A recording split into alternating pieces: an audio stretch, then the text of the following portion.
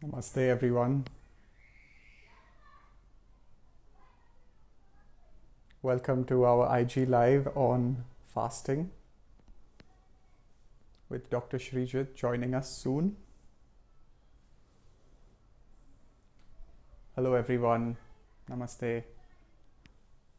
You can add a comment, let us know where you're joining from, what brings you here, how are you doing today. I'm sending out an invite to Dr. Shreejit to join us. Yes, he's here. Wonderful.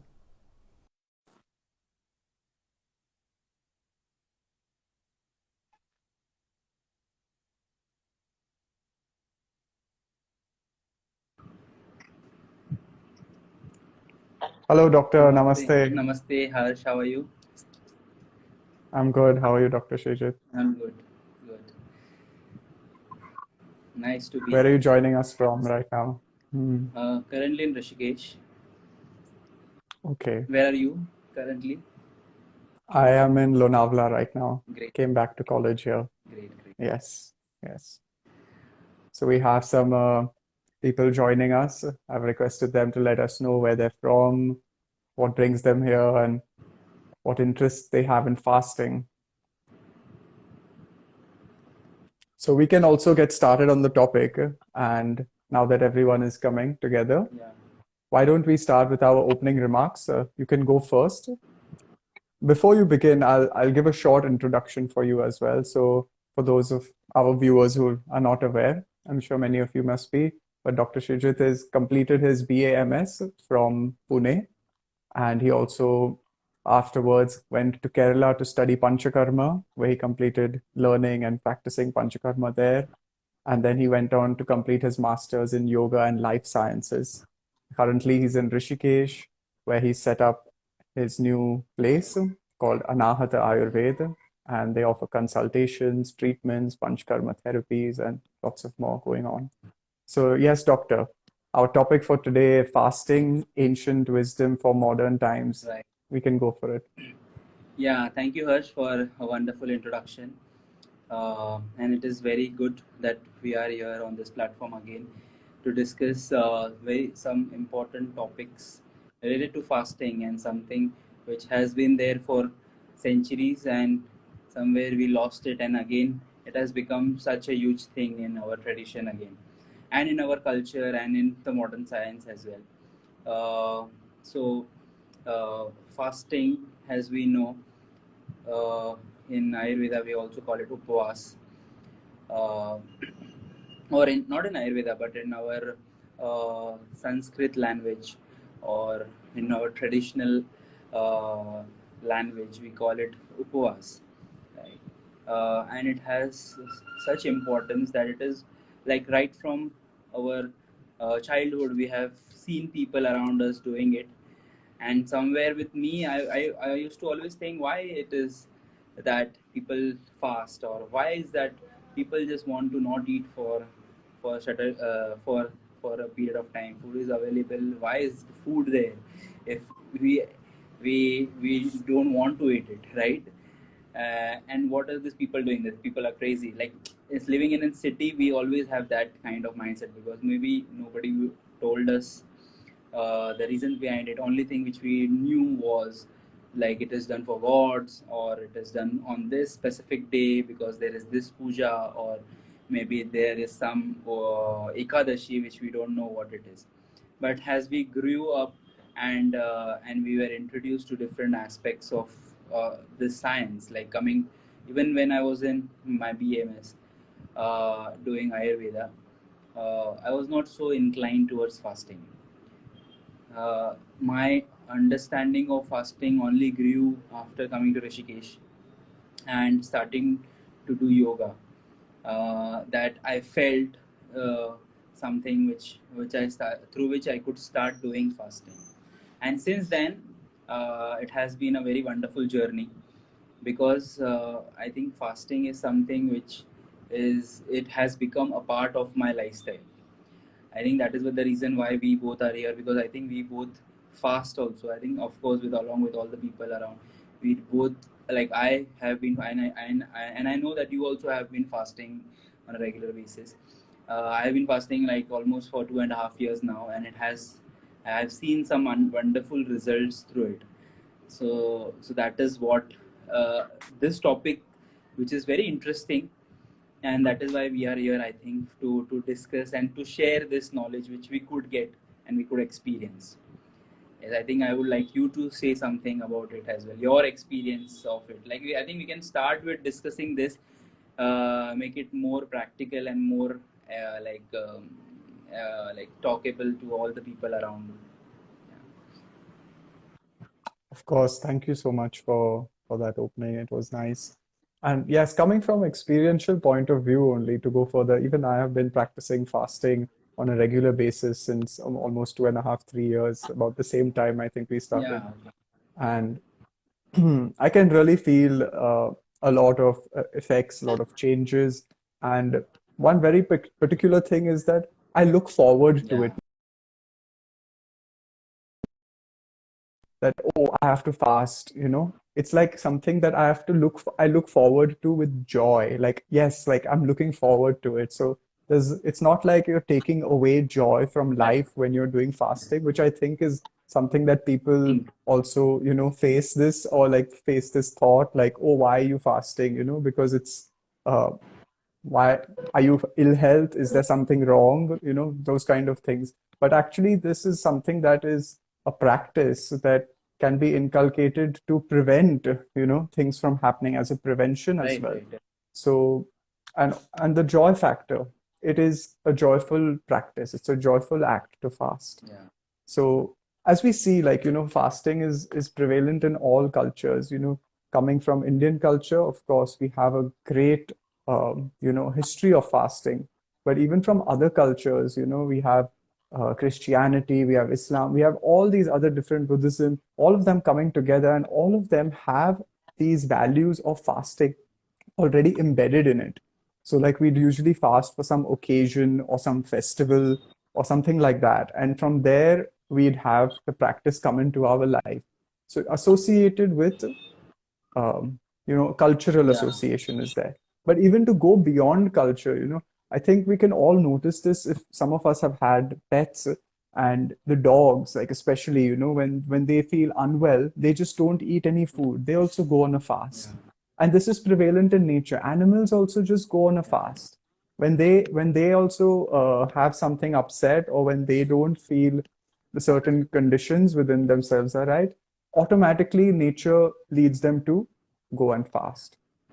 So these values of fasting, this why we fast, these principles is there in nature, and we have also, as humans, learned from nature and adopted these principles to work with them, to work with the law of nature, so to say, yeah. because fasting is based on the law of nature and it's geared towards that.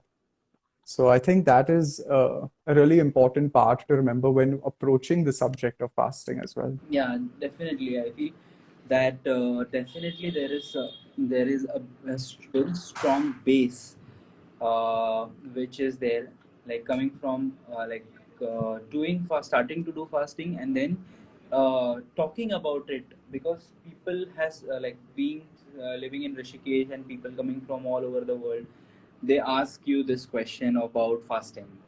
uh, in every batch there will be like 4 or 5 to 10 people who will be talking about fasting. So I also started to go deeper while I was fasting. I also wanted to understand what is happening really when we are fasting, and to come up with understanding the physiology. It's a very big eye opener, because things like, for example, just what the body does when we are not eating. If we think of from the birth until we die, we are constantly eating. It is a natural process. But on the days when we are not eating, what does the body do? Where the Mm. body goes, where it takes the energy from. There is a very good concept. I think we will be discussing that when we are doing the workshop. It is called as the senescent cells. These senescent cells are dead cells in our body, and after a specific age, these cells start to create inflammatory response in our body. So that is why after age of 30, 35, 40 for different people, they have aches, they have inflammation, they have pain around their body, and they are always complaining that this pain, that pain, right? And that pain is created by the cells which are releasing chemicals. Why? Because these cells are weak cells of the body. These cells don't have the energy to either die on them by themselves or either be useful for the body, so they release signals, and our body is weak and it cannot get rid of it. On that, what is research and what has been found out is that our when on the days of fasting, our body eats these cells first. So we are getting rid of these cells which are releasing hormones like cytokinins, which are creating a lot of problems in our body. And this is very wonderful. This is very small thing which is happening. Like I told you at the end part of it, the benefits out of fasting. But before that, it prepares our body for many much more important things. Like our body always I will just give you. We will just create some base for people who are listening and giving their time. Our body always, we have Swiggy and Zomato, which is there 24/7. That is some of, like, of course it is a good thing, people are not starving. But I think we have come out, I think say 70 to 80% of the population of the world has come out of starving, right? So there is no fear of that as of now, but it has brought us to obesity, which is another like extreme of the problem. And due to that, our body mechanism has affected in such a large scale, and it has created or forgotten many pathways which the body would have done. We are humans, we are part of this nature, and being a part of the nature, we are also needed to go under different scenarios. We don't allow our body to be at this. We don't challenge our body, we would say. What we do with yoga, we try to put our body in space or in conditions where our body is not normally going to be, and that helps us to adapt and build that in those spaces, and that is how we grow, right? So fasting also is something like that. When we are fasting, we are not allowing food to go into the body, and we are bringing the body in different places so that the body adapts and develops through it. And that development is going to help us in diseases which are coming our way, like diabetes, obesity, cholesterol issues, and many issues which we have, edemas. When we're doing the course, we are going to talk about different problems, or like in Ayurveda, fasting is recommended. Fasting comes under fasting.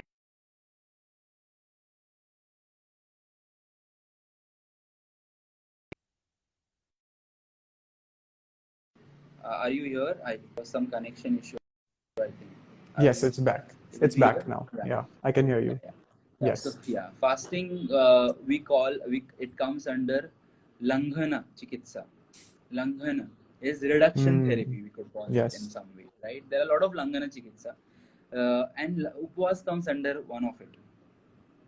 And this Langhana Chikitsa are used in, I would say, more than 20 diseases, right? From edema to this. This is going to the cure aspect of things, but for a normal person also, it makes wonders.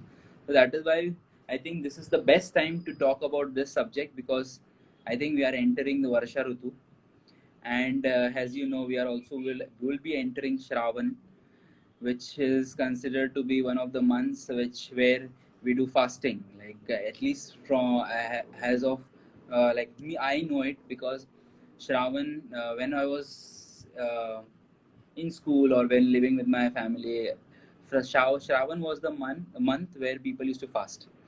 In Maharashtrians, we used to fast, like, and everybody used to fast. And people in Maharashtra coming from the coastal, where meat or like fish or like chicken would be a main meal.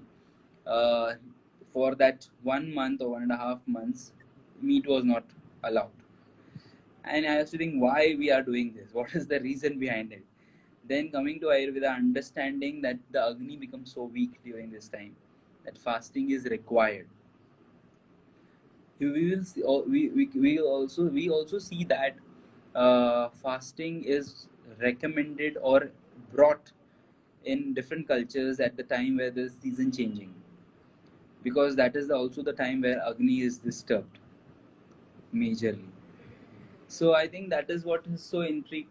Like I was so intrigued about understanding uh, why fasting and why it is there everywhere and why we have to do it. Yeah, I think he got. Going to take up that's really nice points that you've put across, and I'm going to elaborate on one, two more of them Yeah, as well. You said that just right now, you said that the Agni becomes weak yeah, in Varsha Ritu, yeah, and there is a need to increase the Agni at this point of time. So it's really nice. You see the body, and you imagine like a fire burning in the body, hmm, and during Varsha Ritu, to the season and the seasonal changes, becomes weak.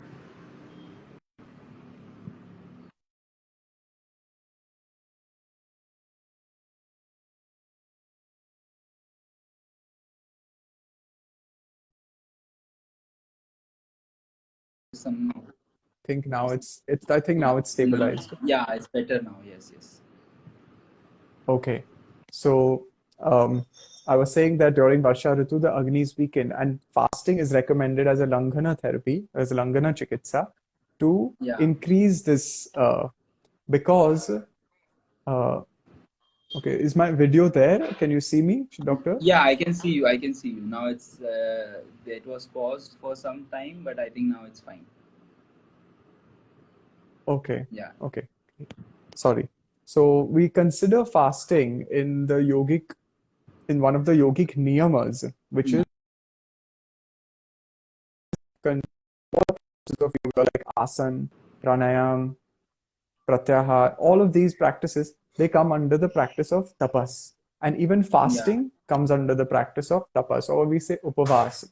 So, yeah, what is happening in tapas is that it is increasing the heat in the body.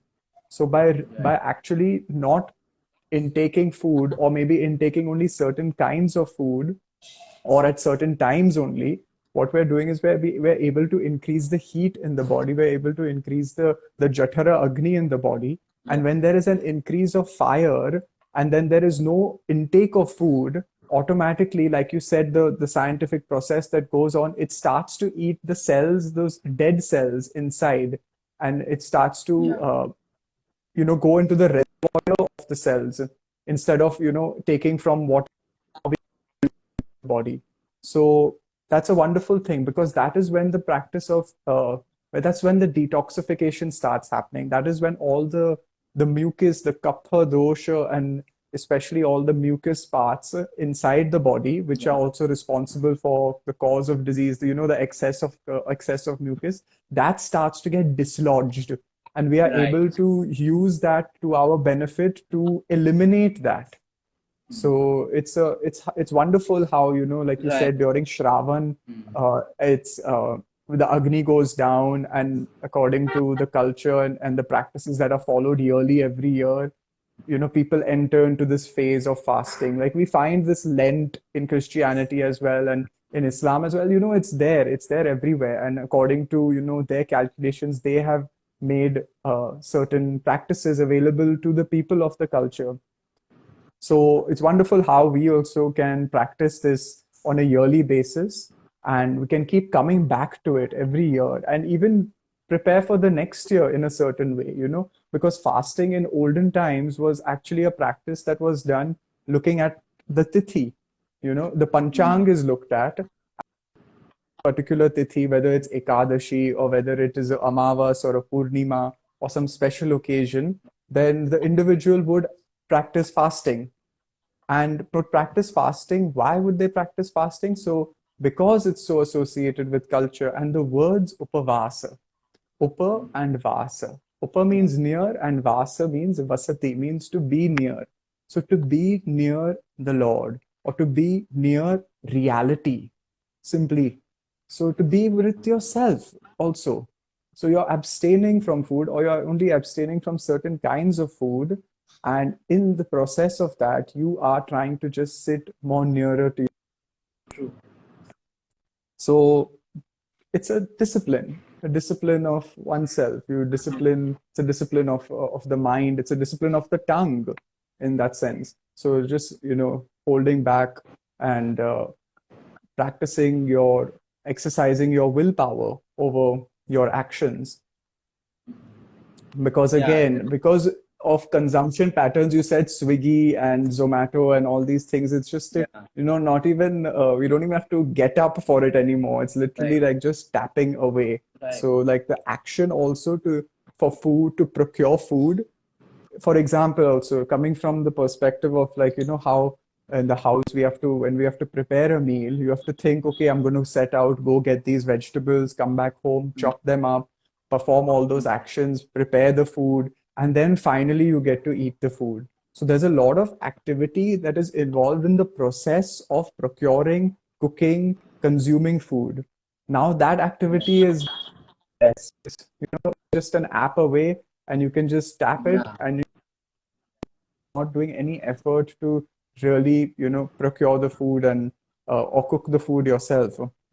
And So I, that's great yeah, if it serves a purpose in certain ways, but also it's removing a lot of the energy that is meant to actually able to consume that food and make it more suitable and supple for the body. So when we fast, what we're doing is also we are uh, to prepare food, and we're able actions that we are doing to prepare food and consume food, and we're able to redirect those actions to something else, to uh, to the practice of fasting by itself, to sit with yourself, and that itself becomes a practice of introspection. right. So fasting or upavas is not just related to only fasting or upavas in the sense of just diet and only particularly taking up a form of diet, but it's a holistic practice. It's actually touching on all the layers, all the koshas. So the physical, the mental, the pranic body, the subtle body. So it's something that is a holistic practice by itself. Yeah, Hmm. definitely. Like one, I'll again take one point out of your like whatever you said. There is a very good shlok. I will just give you the translation of that shlok, which is very well explained in Ayurveda. They say this is from Ashtangridaya, Chikitsa Sthan. So in that it says that Ahar, Agni, digest the food. Okay, it's a very simple um concept. Whatever we are eating, the Agni is digesting it. In absence of food, it cooks the vitiated doshas. So what is this text telling is that when the food is not there, the Agni goes to eat the doshas. So it is the imbalanced doshas it will eat. And then what it says is that when we continue, once when the Agni has digested the undigested, like the bad doshas, it will, if and we still continue to fast, Agni goes and digests the dhatus, which is the tissues. That is Hmm. why what is important to understand here is that fasting is to be done in a specific way. There are specific Hmm. rules to it. It is not that whenever we want. What is the difference between fasting and starving? That we have to understand, because Very important. uh, so if you see in our culture, there are specific set of rules which are set for fasting. There is That is what we are in Ayurveda. We recommend fasting when we talk about fasting. I'll first finish the last part of the shlok, like the meaning of it, and then we will come Hmm. back to this. that once if we continue to fast, the Agni will digest the doshas. Once the doshas get digested, it will go to the dhatus to eat up the dhatus. Happens. Once the dhatus get also digested, then it will eat the life, which we call starvation, right? So because that is how the process is. Like if we see modern, first the digestive fire, the metabolism will go to the glucose. Once the glucose which is absorbed, it will go to the liver. It will take the glucose out of the liver. Once the liver is run out, we run out of liver, then it will go to the fats for the storehouse of to take out the energy. Once the fats are reduced, it will go to the proteins. From proteins, then it will eat up the whole body.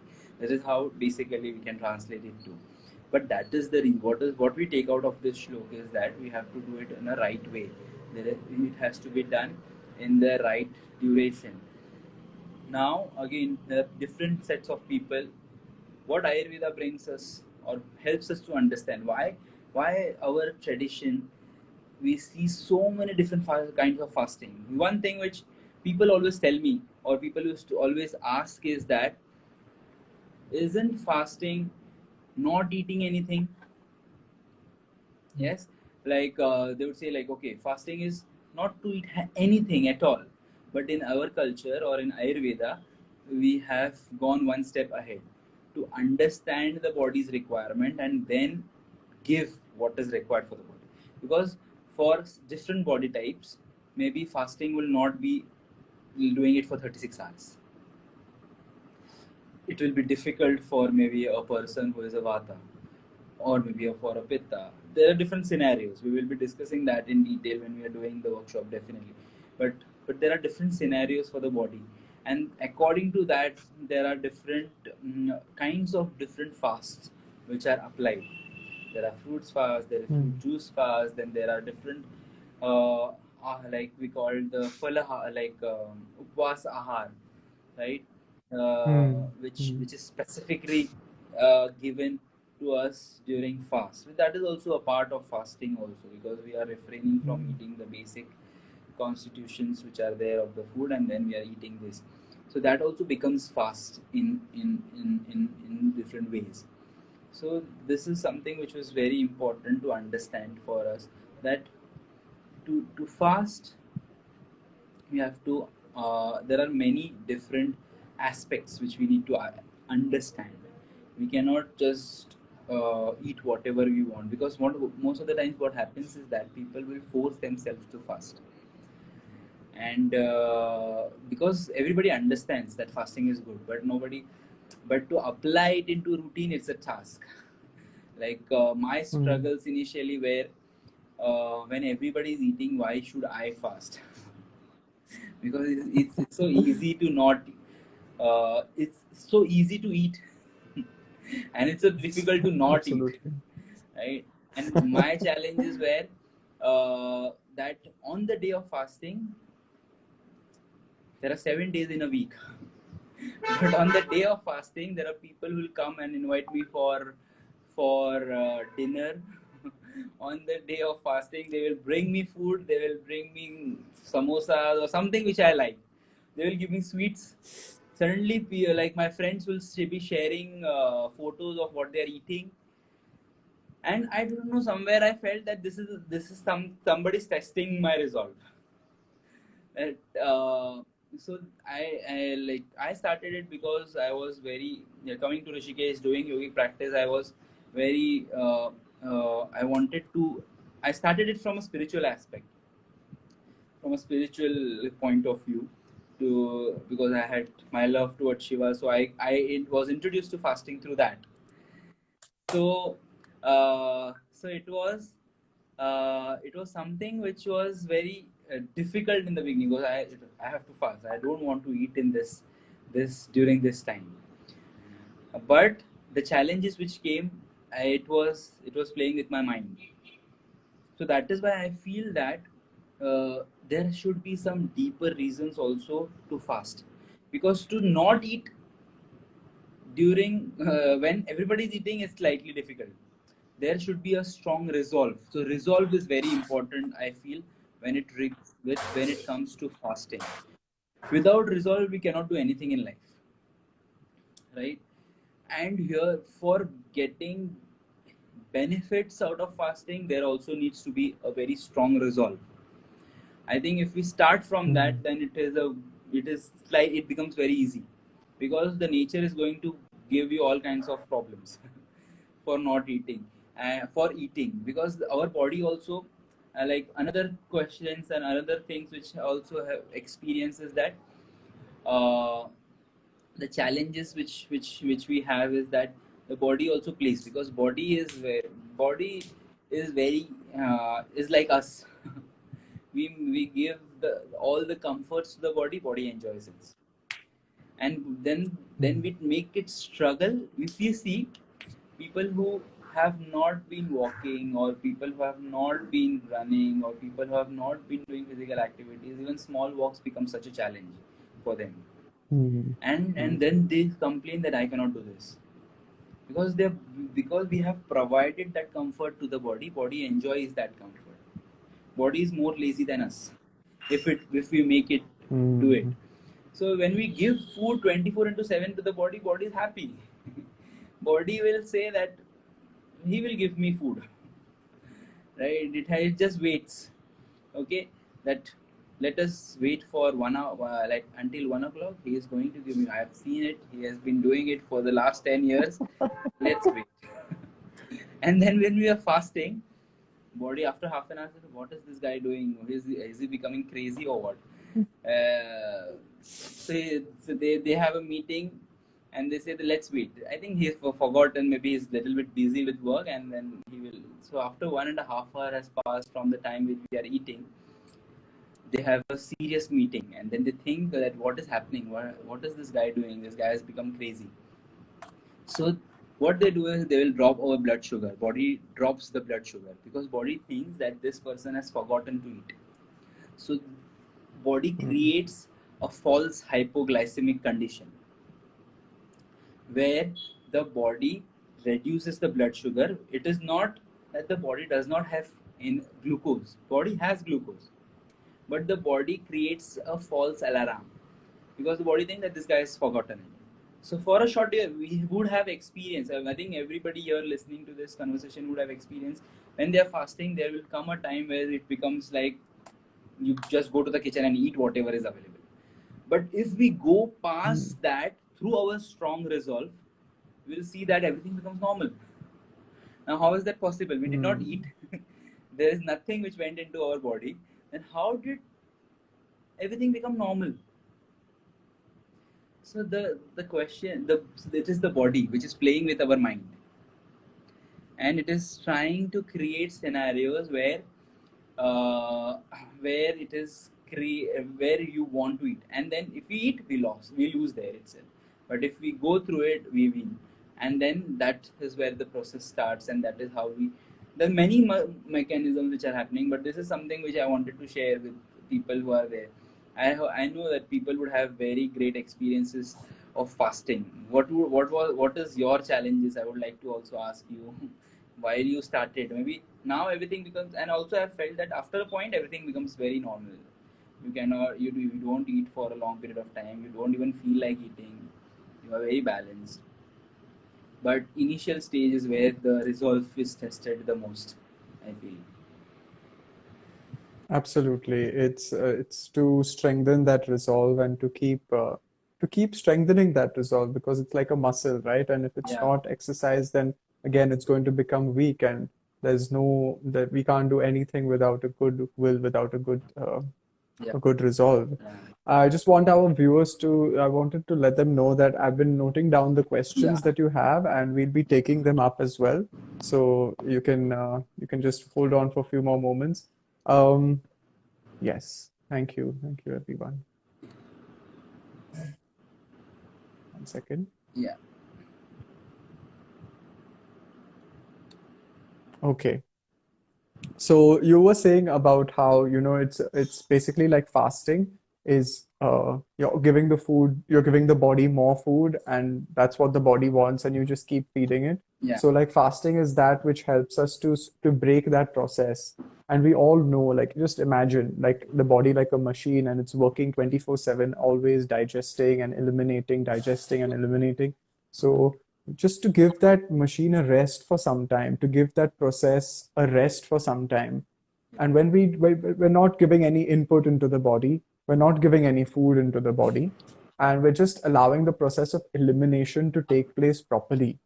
The one of the challenges, the problems I see today is that we finish one meal, and before we even give it a good break of 5 to 6 hours so that the food can be digested in the abdominal, in the stomach, and then move to the small and large intestine, we are already eating another, we're already introducing some other food, we're consuming something else.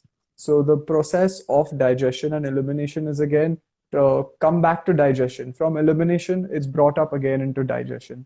So the body is put into a continuous loop of, coming back to digestion, and the process of elimination is not given its due time. So something as simple as, I think people today are practicing intermittent fasting, and they do, the 16-hour gap of fasting, usually from evening to morning. And that those people who are performing it, I've also tried it, and I've noticed that yes, the elimination process becomes much more better, Yeah.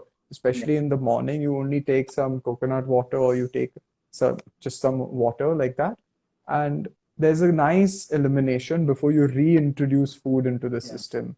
So this is just, I wanted to link it to a modern practice that's done today, which is intermittent fasting, intermittent eating. So that's the thing. We have about 20 minutes Yeah. more, so maybe we Can can take the start question. taking up the Yes. questions, Yes. because we have a lot Lot of of questions. questions also coming Yeah. up. Yeah. So one of the questions that came up earlier was, what is Viruddha Ahar? Right. So there is Yukt Ahar and there is Viruddha Ahar. Yukt Ahar means that food which is appropriate for one's constitution, and Viruddha Ahar is that food which is to be avoided. Now, that food which is to be avoided also depends on one's constitution, depends on one's goal, depends on the reason why you're undertaking the fast or even not undertaking the fast. Ahar relates to food in general. So, which are the foods that are conducive for you and which are not conducive? So, that which is not conducive is Viruddhahar. I'll take one more question and then I'll give it to you, Right. doctor. Uh, I think one of the participants asked, what is the role of tea in fasting? So there is, of course, we understand tea today as mostly as caffeinated tea, or having chai. So there is an option over here to substitute that with something that's non-caffeinated, that's non-stimulating. So having something herbal, some herbal Ayurvedic preparation of tea would be much more conducive when you're performing fasting than to have something that could stimulate the body in a particular way, like tea or coffee. Then there's one more question, and maybe you can take this one up, doctor, which is, people are usually fasting today the whole day, and at night they take one full Yeah. meal. So I think this is present in Ekadashi also. They take only one meal in the Yeah. day. So maybe you want to talk a little bit about that. Why is it so? Generally, see, if you see the tradition of fasting, it is always recommended. Not always, like mostly this Ekadashi fasting, it is recommended that you end the fast with a Shad Rasatmak Ahar. The a meal which has all the 6 days, so it fulfills you completely. Because for a long period of time Hmm. you have not eaten, and it should be cooked, it should be fresh, it should be freshly prepared meal. That is what is recommended in Ayurveda. That we end a fast with a Shad Rasatmak Ahar. So that is what we do when we are doing fasting, and that is why a fully prepared cooked meal is given to the patient, like after ending the meal, which has all the 6 days in the right proportions available. Yes, and I think this is something that we need to dispel as well, because the myth that comes around fasting is that you're not supposed to eat any food at Yeah, all. Yes, there are those different levels of fasting where you have like no food, no water, where you have also, or just no food and only water, or you have only yeah, coconut water, or you have only fruit. So there are various levels to fasting. yeah, Of course, the highest being no food and no water, which is the most uh, strenuous as well and most challenging as well. But we have to approach it in a very logical manner, in a sequential manner, and we have to do it in a very, we have to start small, take small steps. maybe just it just can be intermittent fasting. You don't eat for 16 hours, or you just don't have breakfast fast.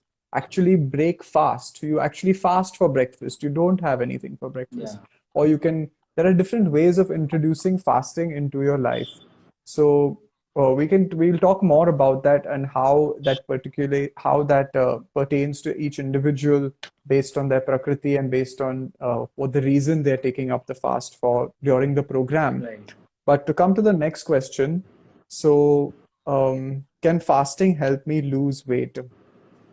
Yes, I think fasting, if done properly over a period of time, in a systemic way, that it will help to lose weight also. I will say yes, definitely. It does help, but if you have to do it in a proper, organized, proper way. It is not like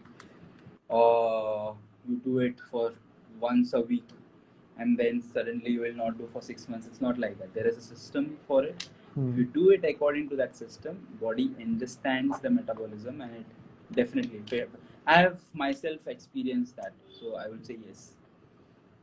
Absolutely, I agree with that also. And I feel that losing weight is something that is actually just a benefit that comes from it. We should just approach the practice to just to experience the practice. So I'm not going to adopt fasting because I want to lose weight. I just want to adopt fasting and try fasting for the experience of it and see what happens. Having this kind of approach, and if you do lose weight, okay, then that is the experience. If you don't lose weight, okay, fine, that is also accepted, and that is also part of the experience. So it's to have this more I feel relaxed approach towards it, instead of having some kind of expectation that this is going to give me this as well, and therefore I should do this.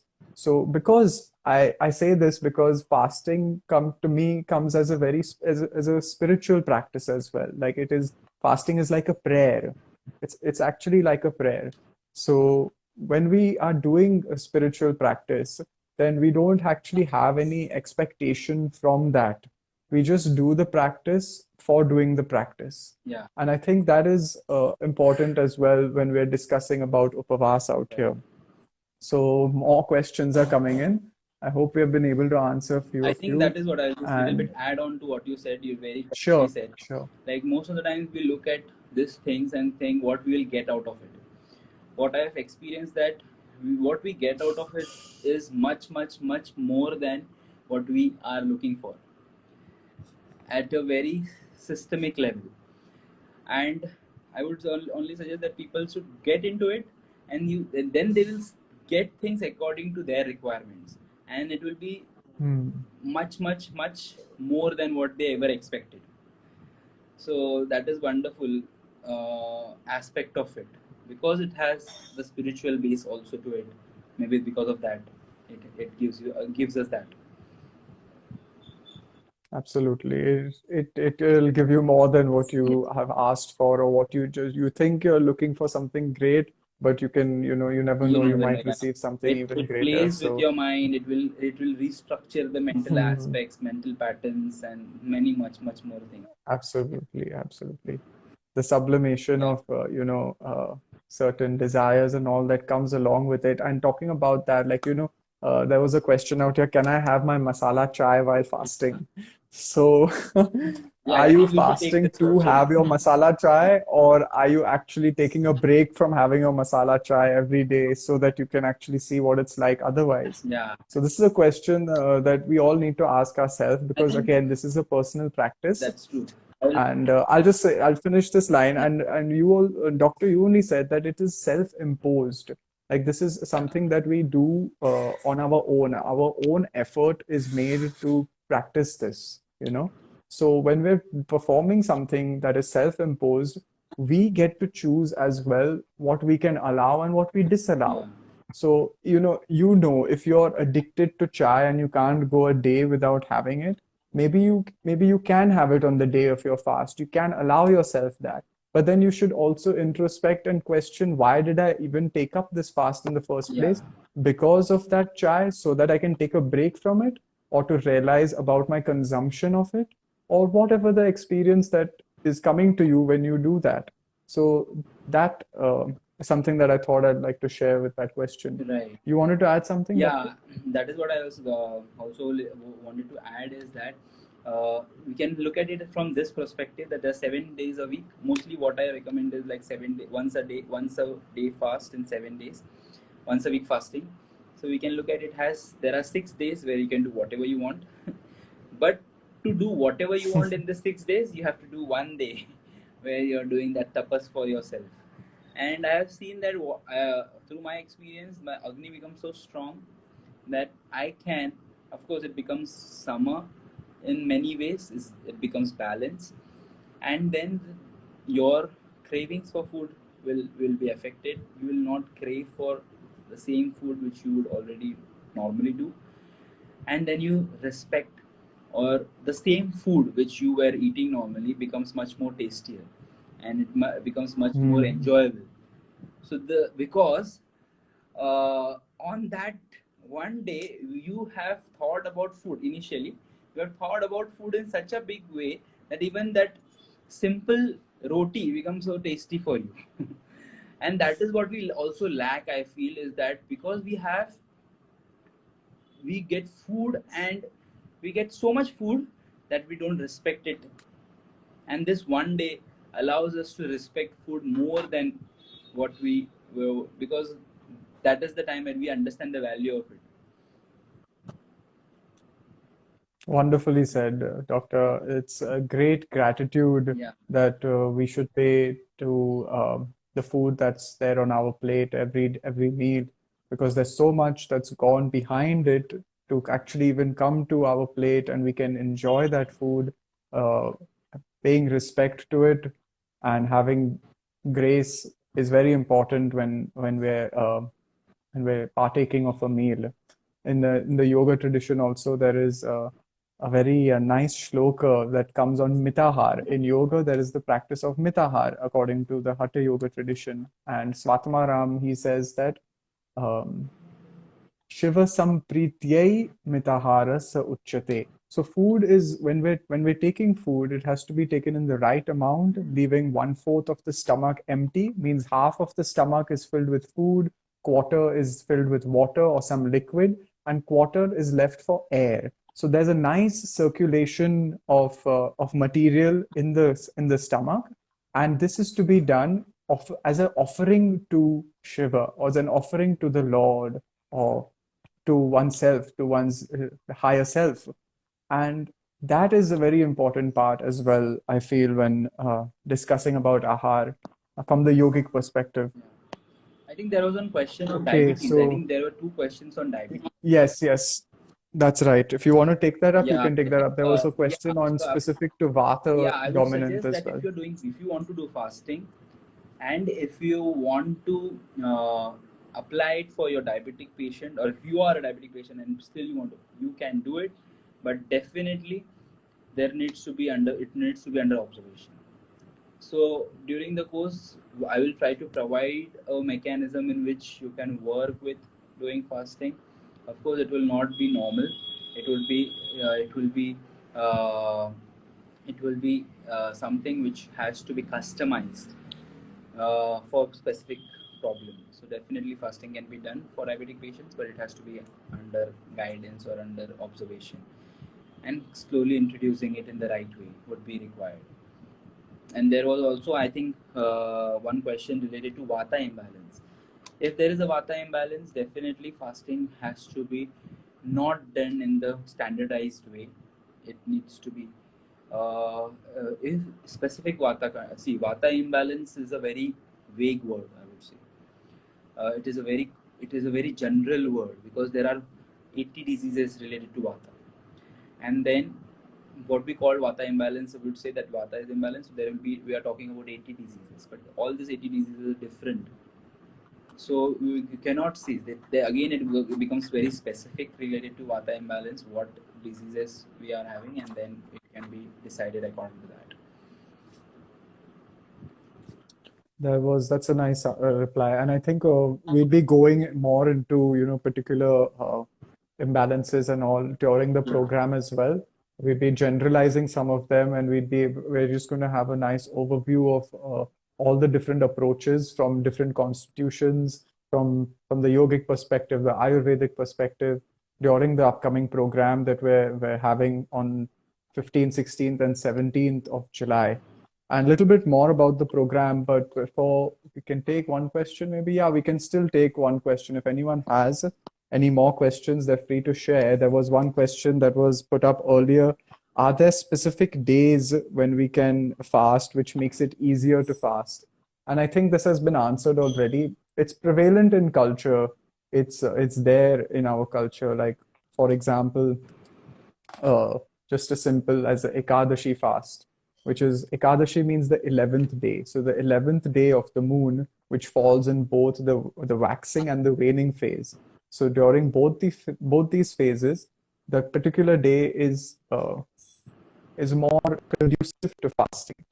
Now, this can work for specifically for some people who want to undertake a Ekadashi Upvas, or you can even undertake in today's time what we say Somvar Upvas, or you can undertake any other Upvas also based on your on your affinity towards a particular god or a deity that is there in your tradition, or towards a particular day that you prefer to perform the practice. So whatever you decide for yourself and you set for yourself, then when you follow that practice, it gets easier with time.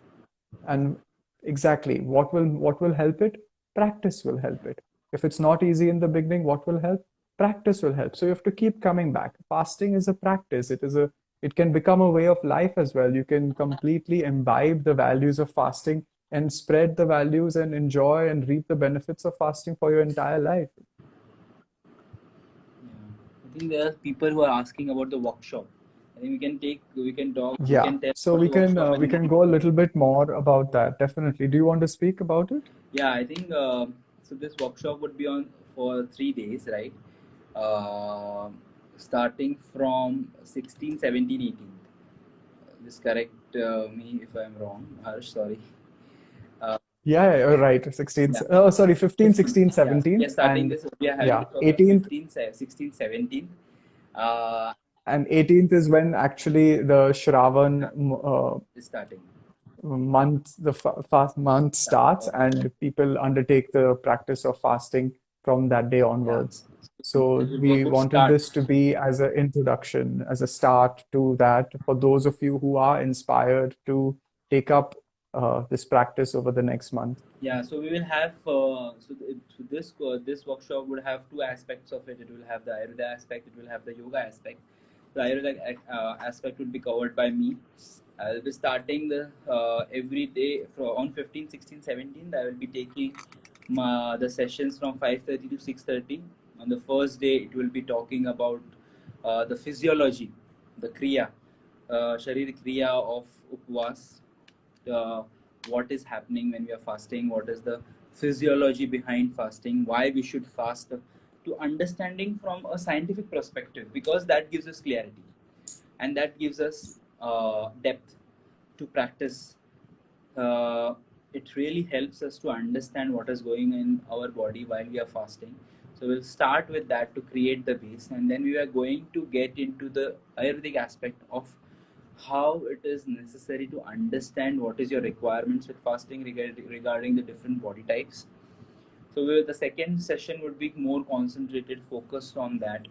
And the third session we are specifically designed on talking about the different problems which people have, and then how to fast for that. And I also will be giving I will be giving you structure regarding how you can advance through the practice, and how you can Mm. start from the basic for people who have not ever fasted, and then how you can grow through a very systemic process, which I have felt it and I have presented it to people, and people have come up with good feedback. So this is something which has helped, and it is very simple way of doing it, and we are not complicating it a lot. So that is how the 3 sessions would be. We will give you proper guidelines and proper uh, uh, contraindications, indications of fasting, the symptoms of fasting, why fasting is required, what are the pathophysiology behind it. So everything will be covered through the Ayurvedic aspect. Yes, Harsh, you can say about. what you are going to be covering in through that. Of course. So over the course of the 3 days, again, on each day we'd all be meeting. It's a evening session that's 6:30 to 7:30. So the first session with Dr. Shreejit is at 5:30 to 6:30. That's all times in IST, and all of them will be recorded as well. For those of you who are wondering about that, sessions will be recorded and made available to you after if you're not able to join immediately. So after the Ayurveda session, we'll be having a short break, and then we get into the yogic aspect of fasting. And on the first day, we're going to have a look at the Upavasa perspective, the yogic perspective. So, what is really the difference between fasting and Upavas? And are there any differences? We're going to keep this more informal. It'll be an interactive session. People will be able to share their experiences and what fasting means to them as well. And then we'll be summing up with what is the path of Upavas and where the yogic perspective fits into it. On the second day, we'd be seeing the different kinds of practices that can help us when we're performing a fast. So those which help us to those which support a healthy fast, and those which also help us to maintain our motivation level and maintain our energy levels during the fast. So simple practices, simple yogic practices, asana, pranayams, some maybe some hasta mudras as well that can help us to attune to the practice of fasting better and be able to derive the benefits from it better. And then on the last day, the third day, we'd be understanding how fasting and spirituality come together in a very beautiful way. And that is through the practice of meditation, and how fasting can be used as a tool to enter into the state of meditation in a very nice and logical way. So, how meditation and upavas, how dhyana is the one of the goals that is to be done in upavas, because again, we are reducing the intake of food, limiting it, and particularly some foods, mostly sattvic in nature also. So there's a higher sattva guna in the mind, and that helps, that is more conducive to states of meditation. So how meditation can also be, how deeper states of meditation can be achieved through fasting as well.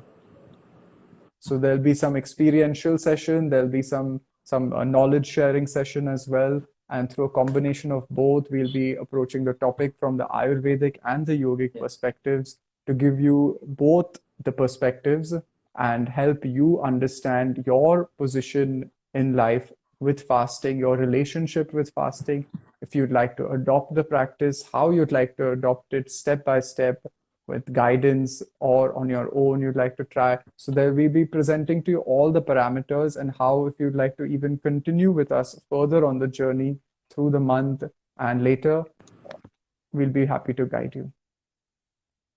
Yeah.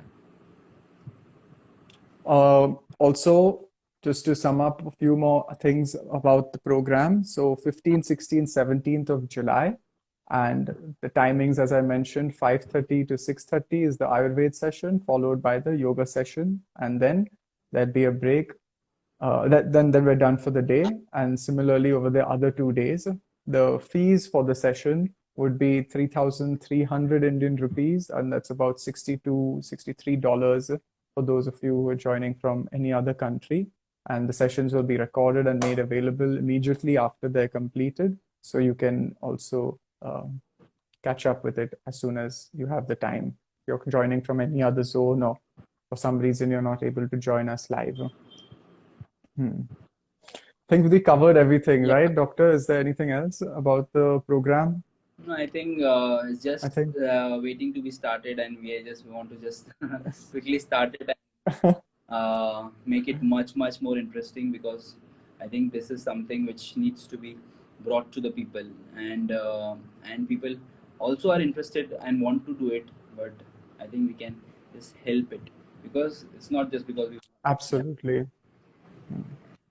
I'm so happy that the team at Hello My Yoga Yeah. also has are coming up with such programs so that we can also share the knowledge and the practice with everyone, and we can grow as a community as well, and derive benefits from these practices and help us to continue on our own sadhana and our own I practice think and live life true. happily and healthily.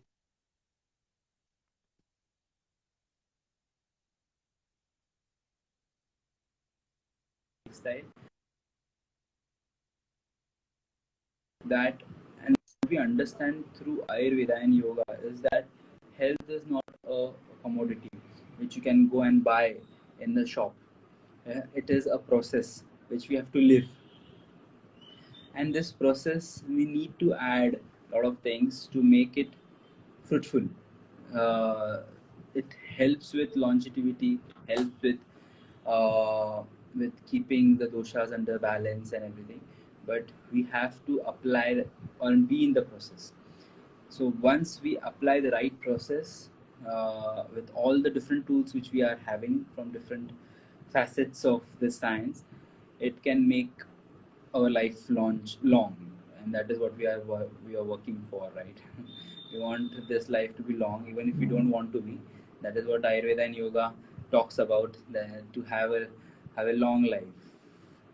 So let's try to make this life long through this ancient practices which has been there and always will be there. It will be Anadi Ananta, as it is said in Ayurveda. This practices does not have any beginning, and it neither would have any end. So it is just that we either we start it now or we start it after 10 years, um, when everybody has already accepted it, right, Harsh? Right, right. Fasting is coming into the mainstream, and because there have been some, some scientific reports I've been seeing on some breakthroughs that people are being able to achieve through fasting, of reversal of so many things. But those are also, great cases that are there. But because of those, fasting is coming more into the limelight, and because it is, we need to have the correct understanding, the correct tools to how to enter into this practice and be able to derive what we all aim for through it. Yeah. So thank you, Thank doctor, you. and Thank I you, think we can end this out here. yes. Yeah. Thank you to you also, and If thank you to there's Hello Yoga, to Shivani, everyone, for and for people who are attending it also, and hope to see Absolutely. everyone in the workshop. We'll be putting up a post just a little later on the Haluma Yoga page where there's also going to be a link, and you can find the link in the bio as well of Haluma Yoga to go sign up for the course. You can read up a little bit more about it on the website. And if you have any questions, you can reach out to Haluma Yoga or to either of us personally as well. We'd be happy to answer you, and looking forward to seeing you in the program. Yes. So thank you, everyone. Thank you. Thank you, Hari doctor. Om. Yeah. Hari Om. Take care, Take everyone. care. Have Bye. a nice Good night.